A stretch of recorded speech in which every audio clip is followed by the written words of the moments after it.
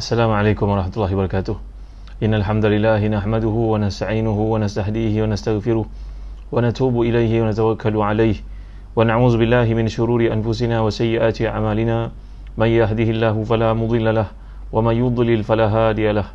Allahumma salli wa sallim wa barik ala Muhammad wa ala ali Muhammad kama sallaita wa sallamta wa barakta ala Ibrahim wa ala ali Ibrahim fil alamin innaka Hamidum Majid. Amma ba'd.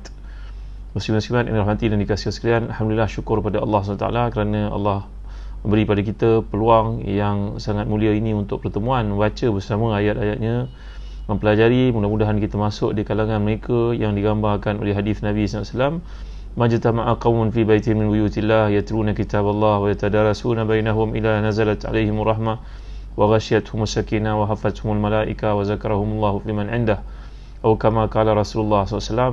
Maksud, tidaklah berhimpun satu golongan di rumah Allah untuk membaca ayat-ayatnya, mengkaji bersama, melainkan Allah turunkan kepada mereka ni sakinah, Allah beri mereka rahmat, Allah beri kepada mereka naungan para malaikat, dan dia sebut nama-nama mereka di sisi hamba-hamba yang mulia oleh Allah SWT.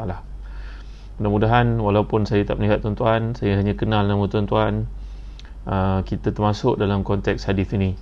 Terima kasih kepada semua tamu yang datang daripada awal, Saidah Saleh, Farif Misbah, Akram Jaki, Intan Nazira, Nurilis, Yang Mulia Tengku Murni, semua tuan-tuan yang merupakan top fan dalam Facebook ini. Mudah-mudahan kita sama-sama dapat melakukan kebaikan, menganjurkannya. Intan Suraya, Ummu Aisyah, Siha Cika, Ros Ija, Bazid Aziz, Amalia, Amelia, Tambi Husin, Doris Muhammad, Arpah Kaus, Dian Syaif, Haji Hafizah, Hasina Abdullah, top fan kita, Faalisa, top fan kita, Suzy Daniel, Saiful Nizam, Amelia Tambi, Rashidah HSN, Ruzita Ismail, Kak Long, Amelia, Muhammad Asfani, Siti Nurhuda, Su Hafizuddin, Marudiyah Zabidin, semua yang hadir pada malam yang mulia ni. Hafizah Jazuri, Nur Hazirah. Baik, ayat yang kita akan baca pada malam ni merupakan ayat yang ke-75 hingga seterusnya. Bagi tuan-tuan memiliki tafsir Ibn Kathir, boleh rujuk muka 55 jilid ke-7. A'udzubillahi minasyaitonirrajim. Wa ma min ghaibatin fis samai wal ardi illa fi kitabim mubin. Inna hadzal qur'ana yaqussu ala bani Israila إن هذا القرآن يقص على بني إسرائيل أكثر الذي هم فيه يختلفون وإنه لهدى ورحمة للمؤمنين إن ربك يقضي بينهم بحكمه وهو العزيز العليم فتوكل على الله إنك على الحق المبين إنك لا تسمع الموتى ولا تسمع الصم الدعاء إذا ولوا مدبرين وما أنت بهادي العمي عن ضلالتهم إن تسمع إلا من يؤمن بآياتنا فهم مسلمون. صدق الله العظيم. Tiada satu pun perkara yang gaib di bumi, di langit di bumi, melainkan terdapat dalam kitab yang nyata, iaitu Lauh Mahfuz. Sungguhnya Al-Quran itu menjelaskan kepada Bani Israel sebahagian besar dari perkara-perkara yang mereka bersisih tentangnya. Dan sungguhnya Al-Quran itu benar-benar menjadi petunjuk dan rahmat bagi orang yang beriman. Sungguhnya Rabbmu akan menyelesaikan perkara-perkara antara mereka dengan keputusannya, dan Dia Maha Perkasa lagi Maha Mengetahui. Sebab itu bertawakallah kepada Allah. Sungguhnya kamu berada di atas kebenaran yang nyata. Sungguhnya kamu tidak dapat menjadikan orang-orang yang mati itu mendengar, dan tidak pula menjadikan orang yang tuli itu mendengar panggilan apabila mereka telah berpaling belakang. Dan kamu sekali-kali tidak dapat memalingkan orang-orang buta dari kesesatan mereka. Kamu tidak dapat menjadikan seorang pun mendengar kecuali orang yang beriman kepada ayat-ayat kami, lalu mereka berserah diri. Muslim-muslimat dan hati dan dikasihi sekalian, semalam kita dah lihat berkaitan ayat yang lalu tentang peringatan Allah SWT kepada kaum musyrikin dan kepada kita kaum ini, kerana Al-Quran ini turun di bawah polisi al-ibratu bi umumil lafzi la bi khususi sabab. Janganlah Quran itu dibataskan hanya untuk satu waktu ia diturunkan semata-mata, maka kita yang baca Al-Quran di kemudian hari ini merasakan ia isolated daripada kita. Quran fi wadin wa nahnu fi wadin akhar. Kita tidak mahu perkara ini berlaku. Kita berada di satu tempat, Quran berada di satu tempat. Inilah yang berlaku kepada orang-orang jahil, orang-orang yang fasik, orang-orang yang gagal memahami ayat-ayat Allah, iaitu mereka merasakan Quran ini tidak ada kena-mengena dengan mereka langsung. Jadi dalam ayat yang ke-75 kita dapat lihat Allah memberitahu kepada kita, wama min ghaibatin fis sama'i wal ardi illa fi kitabim mubin. Tiada satu pun yang gaib melainkan terdapat dalam pengetahuan Allah Subhanahu wa taala. Gaib ini masukkan sini kita telah pelajari ada dua bentuk. Satu gaib yang bersifat relatif, satu yang gaib bersifat mutlak.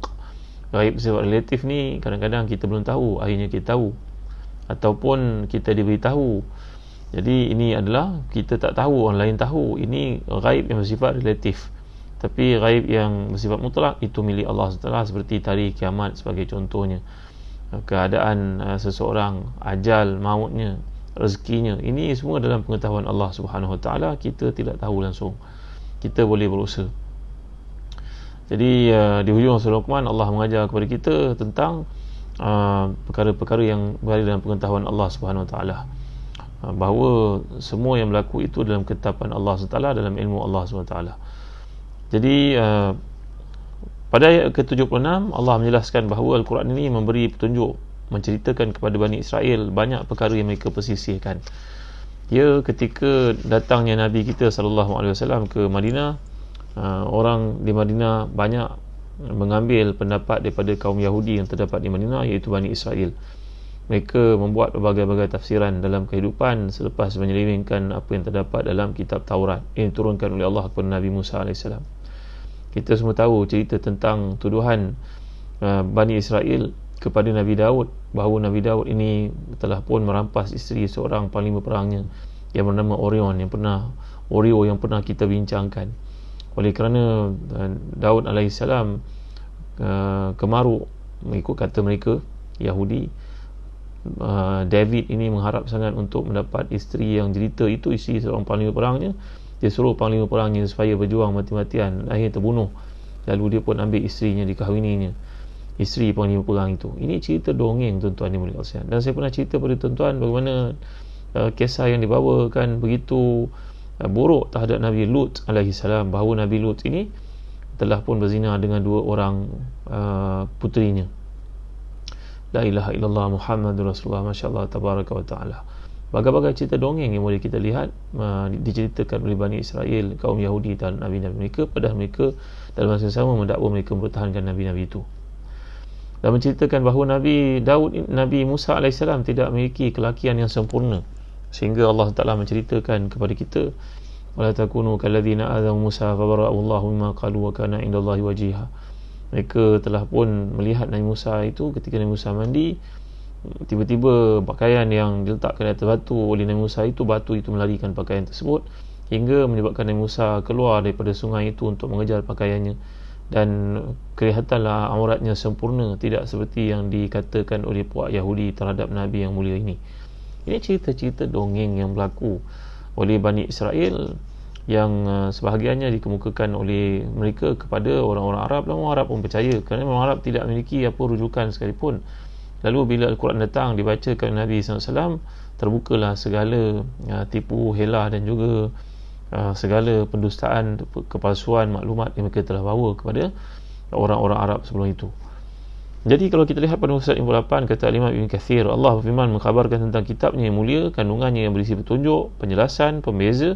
Ia mengisahkan tentang Bani Israel yang merupakan telah pun membuang kitab Taurat dan juga Injil. Sebahagian besar mereka itu bersisih tentangnya, serta seperti persisihan mereka tentang Isa AS. Orang Yahudi membuat pendustaan terhadapnya, sedangkan Nasrani terlebih berlebih-lebihan dalam memujinya. Yahudi menganggap bahawa Nabi Isa ini adalah anak zina, tuan-tuan. Manakala Kristian pula menganggap bahawa Nabi Isa ini anak Tuhan. Tiba-tiba bila kita datang sebagai orang Islam, Allah mengajar kita untuk mengatakan dia bukannya Tuhan, dia bukannya anak Tuhan, dia bukannya anak zina, dia merupakan Rasul pilihan Allah SWT. Maka kitalah menjadi umat wasatiyah. Wa kadzalika ja'alnakum ummatan wasata.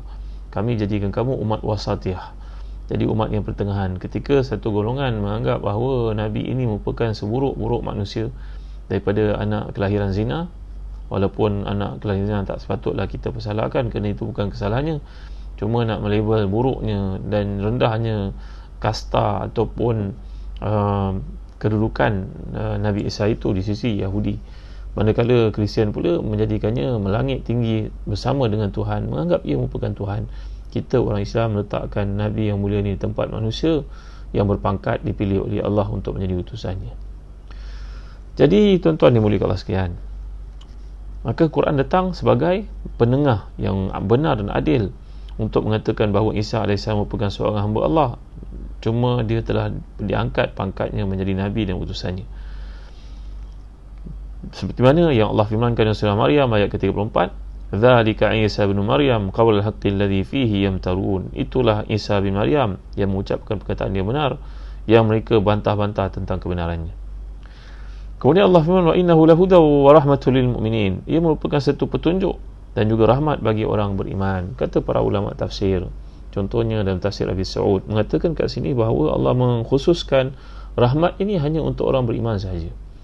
Kita tak menafikan hidayah ni mungkin datang kepada semua pihak. Orang kafir pada hari ini pun telah melihat kebenaran Al-Quran. Mereka mengatakan, sebagai contohnya seorang bilioner besar di Europe melihat masalah ekonomi yang melanda manusia sejagat pada hari ini, lalu mengatakan tiada jalan keluar dalam menangani masalah ekonomi yang ada pada hari ini melainkan kembali kepada dasar ekonomi Islam. Hidayah Allah sampai kepada mereka, tak menafikan tuan-tuan. Ada kalangan lawyer yang belajar tentang Islam, kefahaman Islamnya lebih daripada orang Islam itu sendiri. Tuan-tuan nampak, orang antara yang mula-mula membuat tarqim kepada Sahih Al-Bukhari, seorang orientalis yang tidak masuk Islam, dialah yang mula-mula meletakkan nombor kepada Sahih Bukhari untuk pengetahuan tuan-tuan. Tapi ini merupakan seorang yang tidak dapat hidayah daripada Allah, tidak dapat rahmat daripada Allah. Dia mungkin melihat kitab Al-Quran itu sebagai satu panduan, bimbingan setakat kehidupan, tapi tiada manfaat untuknya di akhirat dan tiada rahmat untuknya di sisi Allah Subhanahu wa taala. Jadi kata para ulama, bila Allah menyebut wa innahu lahuda wa rahmatul lil mu'minin, ia merupakan hidayah dan rahmat untuk orang beriman. Jadi perkataan bila merujuk kepada rahmat, ia adalah khusus untuk orang yang beriman, yang mengucap syahadah. Kemudian Allah berfirman, wa inna rabbaka yaqdi bainahum, sungguhnya Allah akan menyelesaikan perkara antara mereka bi hukmihi wa huwal azizul alim. Iaitu pada hari kiamat Allah akan membuat keputusannya dan dia maha perkasa dalam menentukan azabnya. Jadi di dunia kita melihat kadang-kadang satu keputusan itu tidak menyalahi kepada Islam. Jangan kita menyangkakan bahawa Allah tiada dalam keputusan itu dibuat. Kadang-kadang perasaan rasa macam putus asa bila melihat Islam ni bila lah nak menang. Kenapalah macam ni? Kerana perjalanan Islam ini melalui liku-liku, tuan-tuan ni boleh Allah sekalian. Kita rasa ia panjang, sebenarnya di sisi Allah ia pendek. Allah melakukan imhal, bukannya ihmal. Imhal wala ihmal. Imhal ni maknanya Allah menangguhkan. Pada kita rasa macam panjang, tapi apalah panjang sangat dunia ni, tuan-tuan. Rasa-rasa hari Jumaat yang lalu kita lalui ketika membaca surah Al-Kahfi dan masuk Jumaat yang baru ni, kita rasa macam baru je menyambut tahun hijrah 1441 dan habis 1441, tuan-tuan tengok. Jadi apa yang kita rasakan sebagai lambat, lewat, jauh, sebenarnya itu pada tanggapan kita. Di sisi Allah ia sangat dekat. Jadi bila Allah menyatakan maha berkuasanya Allah, iaitu maha mengetahui perbuatan dan perkataan hamba-hambanya walaupun mereka menyembunyikan. Fatawakkal ala Allah, maka bertawakallah engkau kepada Allah wahai Muhammad SAW, jalankan tugasmu dalam menyampaikan risalah Tuhanmu. Innaka al haqqil mubin, sungguhnya engkau berada di atas kebenaran yang nyata. Ini merupakan kata-kata yang disampaikan oleh Jibril kepada Nabi kita Muhammad SAW ketika tekanan dan kezaliman penindasan kepada umat Islam itu berada di kemuncaknya. Bayangkan ketika keresahan yang amat sangat menimpa Nabi kita SAW dan yang lalu yang kita telah bincangkan, sampai Nabi merasa sempit dada, susah hati, rasa resah, rasa gelisah, kerana Nabi juga merupakan seorang manusia dan perasaan-perasaan itu kadang-kadang bertarung juga dalam diri baginda SAW. Itu sebab tuan-tuan, kalau kita ni merasa sempit dada, susah hati, paling kurang bacalah la haula wala quwwata illa billah, la haula wala quwwata illa billah, la haula wala quwwata illa billah. Walaupun susah macam mana sekalipun, ada orang lebih susah daripada kita. Kan saya pernah cerita pada tuan-tuan tentang Urwah bin Az-Zubair radhiyallahu anhu, merupakan seorang tabi'in yang terkemuka. Beliau ni anak kepada sahabat ahli syurga, tapi beliau tak sempat jumpa dengan Nabi SAW. Jadi Urwah bin Az-Zubair radhiyallahu anhu Pernah sekali dijemput oleh khalifah datang ke Damsyik. Bila berada di Damsyik, tiba-tiba kakinya mengalami penyakit yang amat dahsyat. Dibawa doktor yang paling pakar, mendapati kakinya itu mengalami penyakit yang bahaya dan tidak ada cara untuk mengatasi melainkan dikerat. Allahu Akbar. Ketika nak dikerat itu, dapat pula berita yang kedua. Selepas dikerat, dapat pula berita yang kedua, iaitu anaknya yang menemaninya perjalanan dari Madinah ke Damsyik yang jauh itu, anaknya pula kena sepak dengan kuda sampai mati. Musibah bertimpa-timpa dalam hidup. Tapi imam yang mulia ni, tabi'in yang terkemuka ni, hanya mengucapkan inna lillahi wa inna ilaihi raji'un. Allahumma ajurni fi musibati wa akhlif li khairan minha. Allahumma ajurni fi musibati wa akhlif li khairan minha. Kalau kita ditimpa satu musibah, doa yang pernah saya ijazah kepada tuan-tuan, amalkanlah Allahumma ajurni fi musibati wa akhlif li khairan minha. Ya Allah, tiada musibah yang lebih berat. Allahumma ajurni fi musibati, Allah beri aku ganjaran atas musibah yang berlaku ini dan gantikan untukku sesuatu yang lebih baik daripadanya. Tiba-tiba kita dapat email dari majikan mengatakan kontrak kita ditamatkan.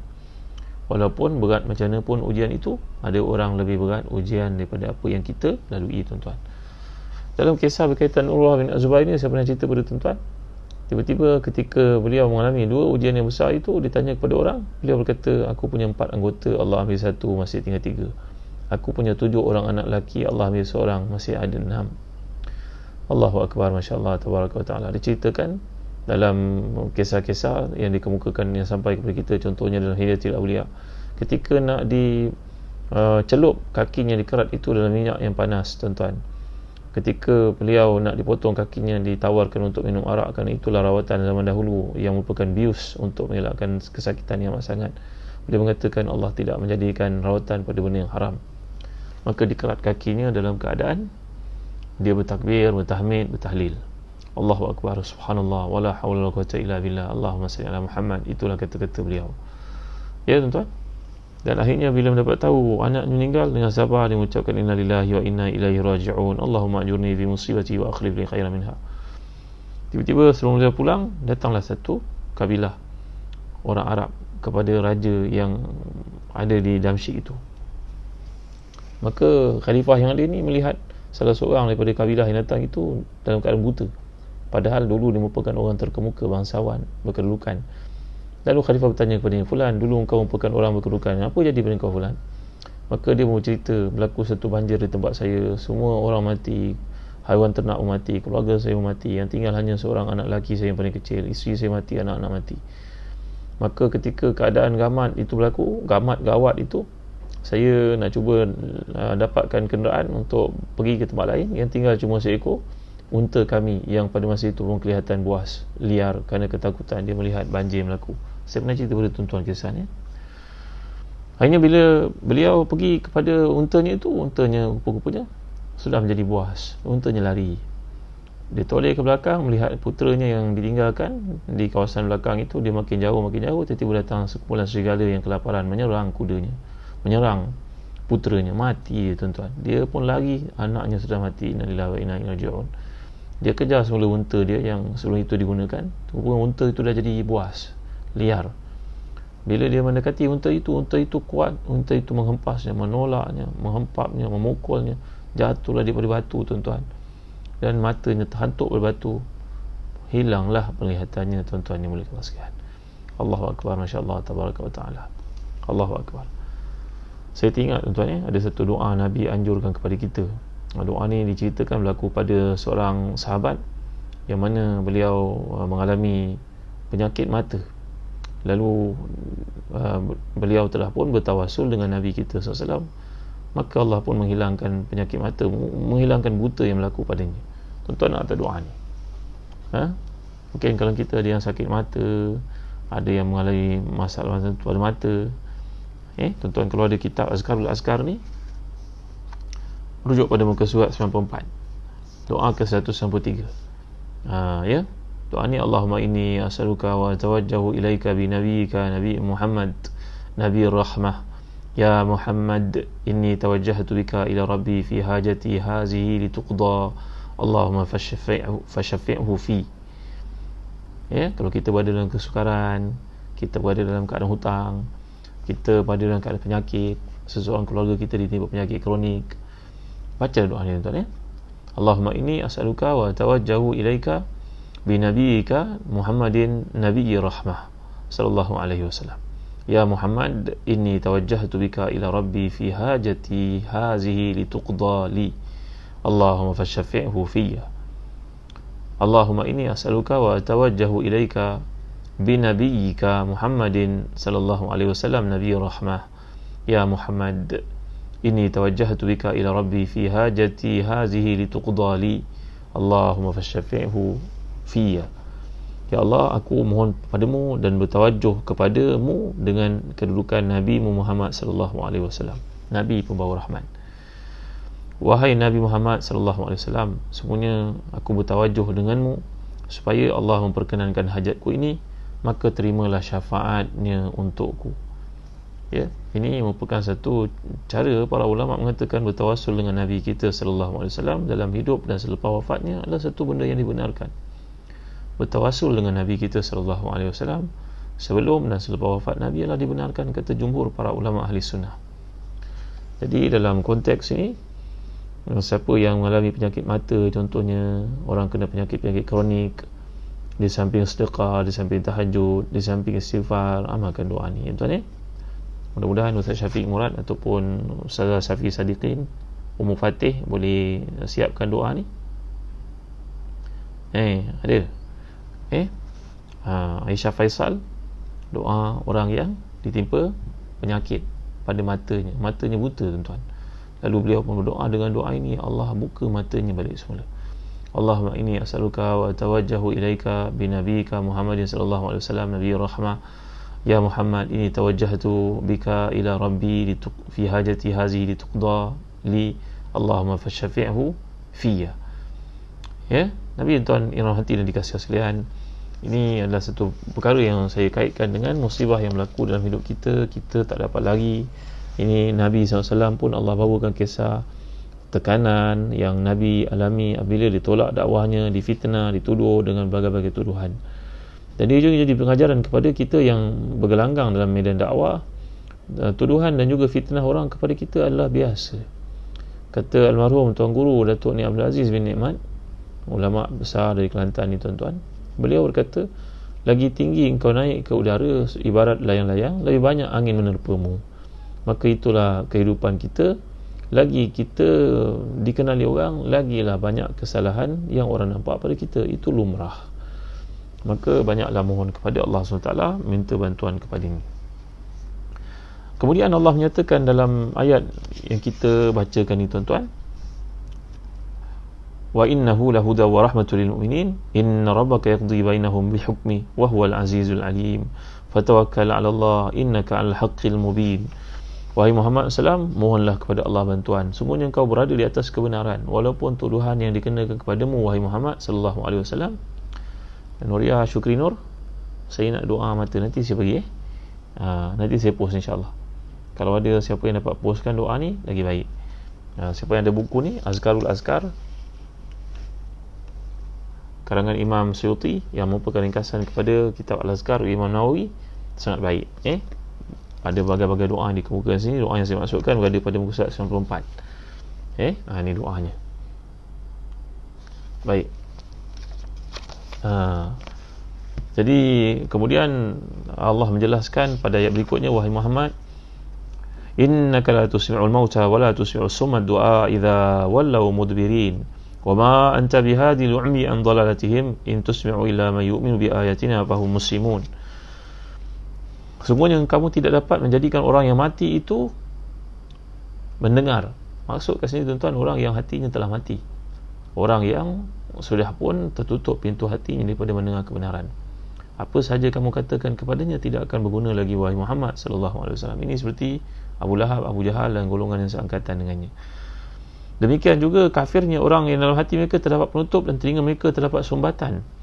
Jadi bila Allah menyatakan wala tusmi'us summa du'a idza wallaw mudbirin, kamu tidak dapat menjadikan orang yang pekak itu dapat mendengar panggilan apabila mereka telah berpaling, dan kamu sekali-kali tidak dapat memimpin orang yang buta dari kesesatan mereka. Buta ini maksudkan di sini tuan-tuan adalah fa innaha la ta'mal absar walakin ta'mal qulubul lati fis sudur. Sungguhnya bukan mata luar yang buta, tapi mata hati yang buta. Kalau seseorang itu bekerja dalam bidang-bidang kedoktoran, perubatan sebagai contohnya, setiap hari dia melihat keunikan kompleksnya, kata Dr. Latif Nabulusi, tentang kejadian yang Allah jadikan pada manusia, sistemnya. Mengapa dia tidak beriman? Mengapa tak terfikir dalam hatinya begitu kompleksnya kejadian ini? Tentulah yang menciptakannya maha sempurna, maha hebat, maha berkuasa. Mengapa dia tidak bersyukur pada yang menciptakannya semua? Kita telah belajar konteks syukur dalam kuliah semalam, beberapa kategori syukur. Jadi bila Allah menyatakan ayat ini adalah untuk memberi kepada Nabi kita SAW satu berita gembira bahawa engkau telah menjalankan tanggungjawab, wahai Muhammad. Janganlah engkau sedih di atas sifat mereka tidak mahu beriman. Kerana Nabi kita ni keprihatinan baginda kepada golongan Arab, masyarakat Arab, untuk pastikan mereka ni masuk Islam.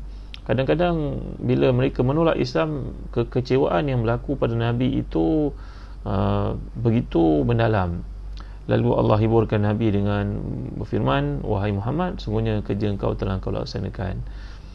Selepas daripada ini, segala tanggungjawab adalah merupakan kerja aku, wahai Muhammad SAW. Beri hidayah itu kerja aku. Terima kasih Ustaz Syafiq Murad dah memasukkan doa keharusan kita bertawassul dengan Nabi kita SAW dalam hajat-hajat yang penting, dalam perkara berkaitan penyakit sebagai contohnya, perkara berkaitan kesusahan hidup, kesempitan. Bangun tahajud, berdoalah kepada Allah tuan-tuan. Tiada waktu terbatas untuk kita pohon pada Allah. Kerana bila kita nak jumpa orang-orang penting, kena buat appointment. Tapi dengan Allah gambarkan, wa idza sa'alaka ibadi anni fa inni qarib ujibu da'watad da'i idza da'an falyastajibu li wa yu'minu bi la'allahum yarshudun. Kalau mereka bertanya kepadaku, beritahu kepadanya aku ni dekat, dengan syarat dia mentaati perintahku dan mengikut perintah aku, beriman kepadaku, falyu'minu bi, Allah, dan beriman kepadaku, maka aku akan terima hajat-hajat mereka. Jadi tuan-tuan, itulah kehebatan kita dalam minta kepada Allah SWT. Wa idza sa'alaka ibadi anni fa inni qarib ujibu da'watad da'i idza da'an falyastajibu li wa liyu'minu bi.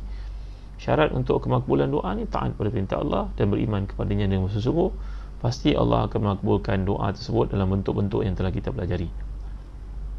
Jadi hafal doa ni, Allahumma inni as'aluka wa tawajjahu ilaika bi nabiyyika Muhammadin sallallahu alaihi wasallam nabiy rahmah, inni tawajjahtu bika ya Muhammad, inni tawajjahtu bika ila rabbi fi hajati hadhihi lituqda li Allahumma fashfi'hu fi.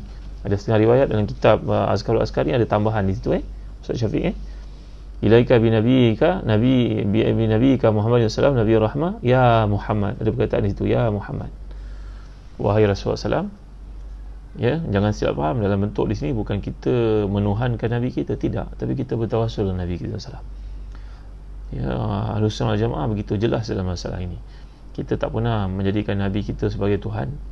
Kita menjadikan dia sebagai wasilah untuk mendapat apa yang kita mohonkan kerana kedudukan baginda SAW. Berkurung-kurung orang Islam meletakkan nama Allah SWT dengan nama Nabi itu bergandingan. Tak ada seorang pun mengatakan aku menyembah Muhammad SAW.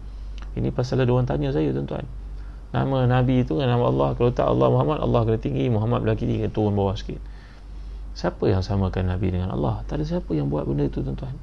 Ia dah jadi satu adat, urufnya begitu. Daripada zaman kerajaan Islam Uthmaniyah yang mula-mula meletakkan nama Allah Muhammad di mana-mana masjid mereka ni, mereka tak pernah beriktikad seperti itu. Janganlah kita ni menimbulkan benda-benda tashwish, menimbulkan benda-benda pelik, kita buat cerita yang bukan-bukan, mengelirukan orang. Tak perlulah tuan-tuan. Jangan kita menimbulkan racun kebencian dan juga permusuhan dengan orang yang berbeza pandangan dengan kita. Ya, jadi mudah-mudahan tuan faham. Kadang ada orang bertanya kepada saya, apa hukum letak nama Nabi Muhammad SAW dengan Allah itu segandingan sama tinggi? Patut Muhammad tu kena bawah sikit sallallahu alaihi wasallam. Tak ada seorang pun yang mengatakan letak nama Nabi dengan nama Allah tu bererti dia menyembah nama Nabi, tuan-tuan. Fahami betul saya tak nak timbul apa permusuhan pun. Kita nak belajar benda yang betul, yang baik. Kata tuan guru saya almarhum Syekh Dr. Ali Nur Ali Zaman Al-Qudha, ini merupakan tashwish saja, nak timbulkan permusuhan, kebencian, fitnah sesama orang Islam.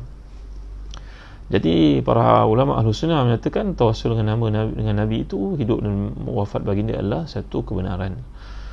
Jadi ayat ini menceritakan kepada kita bahawa kerja dakwah berjalan walaupun masih banyak penentangan. Dan orang yang menentang itu bukan dia tidak tahu, tapi hatinya sudah dimatikan oleh Allah SWT untuk mengikuti dan juga beriman, apatah lagi menyokongnya. Orang-orang kafir luar sana, mereka bukan tidak faham, tapi kebencian itu adalah disebabkan syahwat yang telah kita pelajari dalam surah Az-Zumar sebelum ini. Isma'azat qulubul ladzina la yu'minuna bil akhirah. Kalau sebut nama Allah ni meluat, benci, segala bentuk pemusuhan itu berlaku dalam hati si kafir terhadap Islam. Apakah dia tak tahu kebenaran Islam? Semua orang tahu kebenaran Islam. Dah jadi satu bukti pula kebenaran Islam ni makin hari makin terbukti. Sanurihim ayatina fil afaq wa fi anfusihim hatta yatabayyana lahum annahu al-haq. Kami akan tunjukkan kebenaran Islam itu masa ke semasa sentiasa menyerlah. Hari ini tuan-tuan hati dan dikasih sekalian, penyakit COVID berlaku. Tak boleh salam lelaki perempuan. Nampak tuan-tuan? Kena tutup muka. Kalau dulu mereka perli dan hina pakaian isteri-isteri Nabi, berpurdah dan sebagainya, hari ini mereka pun pakai. Allah illallah Muhammad Rasulullah, Masya Allah, Tabaraka wa Ta'ala. Jadi apa nak buat dalam ayat ini, memberi beritahu kepada Nabi dan juga kepada umat Islam bahawa kerja kamu berjalan terus. Andai ada penolakan, janganlah kamu ragu. Itu merupakan kerja Allah SWT, ketetapan Allah untuknya. Kerja kamu sudah pun selesai. Janganlah kamu berharap sangat benda luar kemampuan kamu. Saya rasa cukuplah setakat ini tuan-tuan. Saya berhenti di sini. Kenang saya dan doa tuan-tuan. Terima kasih Juliana Ismail, Ustaz Syafiq Murad. Mudah-mudahan isteri Ustaz Syafiq Murad segera sembuh. Dr. Nur Azia Ayub, Siti Aisyah, Muhammad Khairul, Azmul Syahra, Nabiha, Abdul Rahman, Fazli Yazali, Numala Rahim, Siti Aisyah, Mulia Izara, Ustaz Safi Sadiqin. Terima kasih semua. Jadi semalam ada yang bertanya kepada saya macam mana nak dapat majalah solusi yang saya ceritakan semalam. Kalau tuan-tuan ada kesempatan, tuan-tuan boleh hubungi pegawai-pegawai Telaga Biru yang ada di sini, Intan Husna, Farid Mizan, Faizal, Ridwan Zaino. Tuan-tuan boleh berhubung dengan mereka, dengan Safwan, bertanya kepada mereka bagaimana nak langgan majalah solusi ni. Ya tuan-tuan yang hati dan dikasihkan, kalau tuan-tuan ada peluang, langganlah solusi. Kami menghasilkan solusi ni untuk memberikan satu dimensi baru, perspektif baru kepada amalan-amalan Islam. Kerana Islam ni sesuai untuk semua zaman. Kalau kita bawa dalam suasana sekarang, ibarat pakaian ini diperbaharui, benda yang sama menutup aurat kita. Maka demikianlah Islam perlu dipersembahkan dalam bentuk yang serasi dengan keperluan pada ini untuk saudara-saudara Islam kita di Singapura, di Brunei, di New Zealand, di mana saja mereka berada. Itulah pendekatan yang cuba kami ambil di solusi. Ya, mudah-mudahan tuan-tuan nak menyokong kerja dakwah ni. Kerana kalau tuan-tuan tak menyokong, tak ada siapa yang nak menyokong solusi, dan dia akan berkubur seperti majalah-majalah Islam yang lain. Untuk mengetahui tuan-tuan, hanya tinggal satu saja majalah Islam yang ada di Malaysia, iaitu Solusi. Kami cuba menampilkan situ ilmuwan-ilmuwan, cendekiawan, ulama-ulama untuk menulis, menjawab fatwa-fatwa. Tuan-tuan boleh dapat dekat internet, betul, tapi kepastiannya, keasliannya kita boleh ragu. Tapi bila ia datang daripada sumber betul dia seperti Solusi, tanggungjawab kami untuk memberikan rujukan yang terbaik. Jadi saya amat mengharapkan tuan-tuan sokongan. Andai tuan-tuan dapat langgan majalah ni untuk diri kita, untuk keluarga kita, dan juga untuk anak-anak kita di sekolah. Kalau semua dapat langgan dua, satu untuk diri, satu untuk yang disayang, masjid disayang, surau yang disayang, sekolah yang disayang, PIBG disayang, mudah-mudahan majalah ni dapat teruskan perjuangannya tuan-tuan ya. Jadi ingatlah bahawa Islam ni kita perlu bawa dalam suasana yang serasi dengan keadaan sekarang, tanpa kita compromise pada prinsipnya. Inilah kerja kita di Solusi. Majalah Solusi yang telah diterbitkan lebih 10 tahun lalu, menghadapi cabaran yang hebat, terutamanya musim PKP. Pada ini kita susah nak ke kedai, susah nak hantar ke kedai dengan keterbatasan waktu, dan kedai-kedai juga tidak banyak yang buka kesan dari PKP, ada yang tutup. Maka saya mengharapkan sokongan sekian tuan-tuan. Kalau tuan-tuan dapat sokong majalah Solusi ini untuk dilanggan, untuk diri kita, untuk masjid dekat rumah, untuk sekolah anak-anak, untuk surau pejabat dan sebagainya, mudah-mudahan ia satu jariah dan usaha kita untuk menegakkan kalimah Allah di muka bumi. Baik, setakat ini saja dulu. Terima kasih. Dan andai tuan-tuan minat untuk melakukan ibadah akikah, kami di Zazan Travel di bawah pimpinan Ustaz Faiz Mukhtar masih lagi meneruskan ibadah akikah. Kerana akikah ni berlaku 9 tahun, kurban pada bulan Zulhijjah, pada musim raya haji dan hari tasyrik sahaja. Baik, tuan-tuan, setakat ini saja dulu. Terima kasih atas sokongan tuan-tuan. Dan jangan lupa, jika perlukan buku-buku sekolah, hubungilah pegawai-pegawai yang ada di Telaga Biru, buku latihan, buku topikal, buku untuk anak-anak kita dan sebagainya. Sekian. Terima kasih Ustaz Safi Sadiqin, Basit Sohak, Wahya Hashim, Mawaddah Warahmah, Nurliza Idrus, Saidah Saleh, Nabiha, Nurilis, Nuriyah, Anissa, Haryati, Puan Iyad Abdullah, Nura Ismail, Fazila Said, kakak saya yang tersayang Muaz, Ruaidi Mustafa, Aziz Taifur, Saudah, Azimah, semua yang hadir. Terima kasih. Aisyah, Anissa, top fan kita, Mak Rajang Sibu, Lazman Syahra, Dirnawi, semua yang hadir. Terima kasih sekali lagi. Kenal saya dan doa tuan-tuan, Mamalah Rahim, Puan Farida. Baik, setakat ni saja dulu. Su Hafizuddin, Siti Aisyah, Salahuddin Din, top fan kita, Ida Nadia, Azimah, Mirza Akmah. Terima kasih. Jangan lupa share video ni dengan teman-teman kita, sahabat kita. Terima kasih. Anwar, nama yang tak ni susah nak sebut. Kalsum Abu Bakar, Anissa Osman, Azimah, Radhia, Falitza, Kamaria, Nirmala Sari, Akif Ruslan, Rozana Ismail, Falisa, Azina Abdul Aziz. Terima kasih semua. Ustaz Syafiq Murad, baik, Zuraida Abdul Aziz, Ahmad Fazilul Anwar, Rozia Khalid. Terima kasih semua. Amir Hamzah, siapa lagi ni, Hadrah, Siti Aisyah, Nur Azzah, Salina. Jangan lupa saya dan doa tuan-tuan. Terima kasih Masri bin Zali, terima kasih tuan-tuan, Azina Sulong, Aisyah, semua yang hadir, Jana Yusof, Allahu Akbar, ramai. Intan Suraya, Siti Ajar, Aisyah Faisal. Terima kasih tuan-tuan kan hadir. Kitchen Mai, Su Hafizuddin, Puan Farida, Muhammad Adib. Terima kasih semua. Kita akhiri dengan doa. Fazilah ilah. Alhamdulillahirabbil alamin, wassalatu wassalamu ala asyrafil anbiya'i wal mursalin sayyidina Muhammadin wa ala alihi washabbihi ajma'in. Allahumma ighfir lana dhunubana wa liwalidina warhamhum kama rabbawna shighara. Allahumma ati nufusana taqwaha wa zakkiha anta khairu man zakkaha anta waliyuha wa mawlaha bi rahmatika ya arhamar rahimin. Rabbana la tuzigh qulubana ba'da idh hadaytana wa hab lana min ladunka rahmatan innaka antal wahhab. Rabbana atina fid dunya hasanah wa fil akhirati hasanah wa qina azaban nar. Sallallahu ala sayyidina Muhammadin wa ala alihi wasallam. Hani Bongsu, top fan kita, Azlan, Muhammad Adnan, Washam, Ibrahim, Zakia Rahman, Zulair Abdul Aziz, Farid Misbah. Terima kasih Farid Misbah. Kenang saya dan doa tuan. Jangan lupa baca surah Al-Kahfi. Terima kasih. Jami Firdaus. Sekian. Sallallahu ala sayyidina Muhammad wa ala alihi wasallam. Wassalamualaikum warahmatullahi wabarakatuh.